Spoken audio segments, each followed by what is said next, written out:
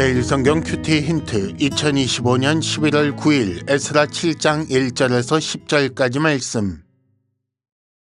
이 일 후에 바사왕 아닥사스다가 왕위에 있을 때에 에스라라 하는 자가 있으니라.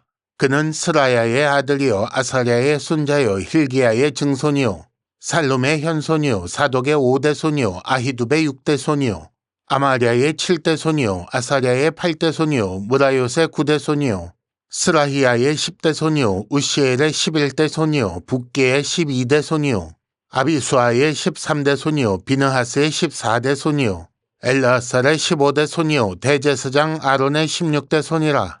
이 에스라가 바벨론에서 올라왔으니 그는 이스라엘의 하나님 여호와께서 주신 모세의 율법에 익숙한 학자로서 그의 하나님 여호와의 도우심을 입음으로 왕에게 구하는 것은 다 받는 자이더니 아닥사스다 왕 제7년에 이스라엘 자손과 제사장들과 레위 사람들과 노래하는 자들과 문지기들과 느디님 사람들 중에 몇 사람이 예루살렘으로 올라올 때에 이 에스라가 올라왔으니 왕의 제7년 5째 달이라. 첫째 달 초하루에 바벨론에서 길을 떠났고 하나님의 선한 손에 도우심을 입어 5째 달 초하루에 예루살렘에 이르니라. 에스라가 여호와의 율법을 연구하여 준행하며 율례와 규례를 이스라엘에게 가르치기로 결심하였었더라. 아멘.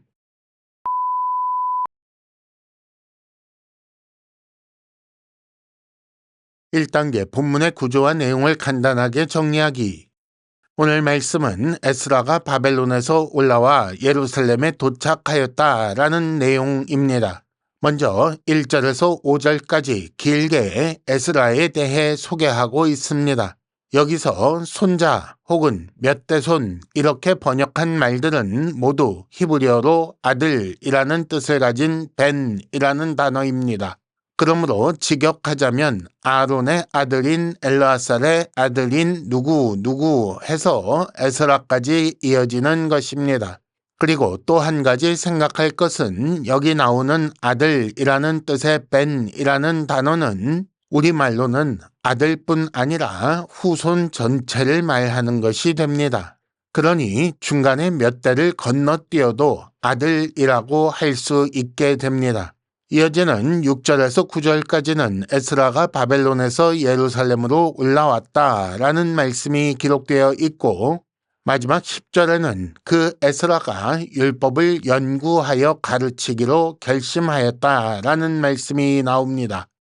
에스라는 성전 재건 이후에 귀환한 사람입니다. 아닥사스다 왕 때라고 기록되어 있고 대략 반세기 정도 60년 정도 지난 후의 사람입니다. 5절에 아론까지 길게 연결되는 에스라의 계보는 그가 중요한 인물인 것을 방증합니다. 그는 대제사장, 그러니까 첫 번째 제사장인 아론의 자손이며 제사장 가문입니다.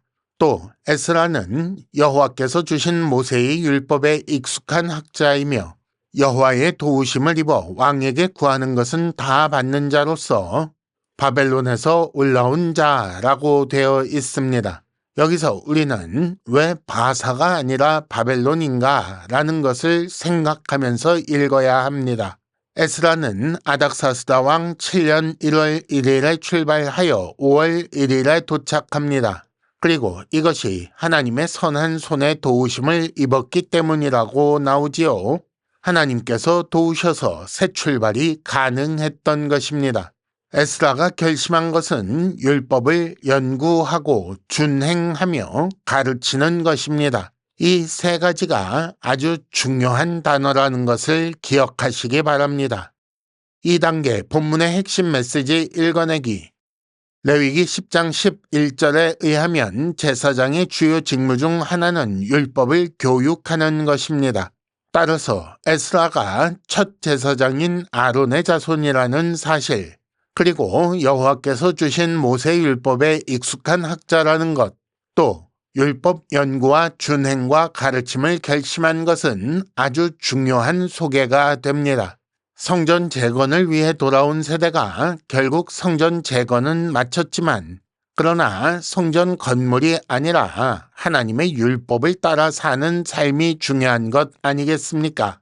이것이 이루어지지 않아서 성전도 무너지고 바벨론으로 끌려갔던 것 아니겠습니까? 하지만 성전 재건 후에 반세기가 넘게 이 부분이 약점이 되었던 것입니다. 그러니 바벨론의 포로가 되었던 원인이 해결되지 못한 상황에서 바벨론에서 올라온 인물, 포로 시대를 근원적으로 해결할 인물이 필요했던 거지요. 첫 제사장 아론의 후손이며 율법에 익숙한 학자로서 율법 연구와 준행과 가르침을 결심한 에스라는 이 상황의 적격입니다. 하나님은 이를 위해 그의 선한 손으로 에스라의 귀환을 도우신 것입니다.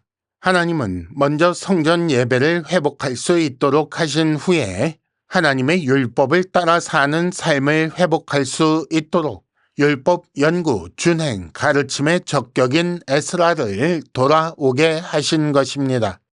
3단계 본문의 핵심 메시지를 현재로 연결시키기. 건물이 아닌 예배, 종교 행위가 아닌 삶이 중요합니다. 물론 성전 재건은 중요합니다.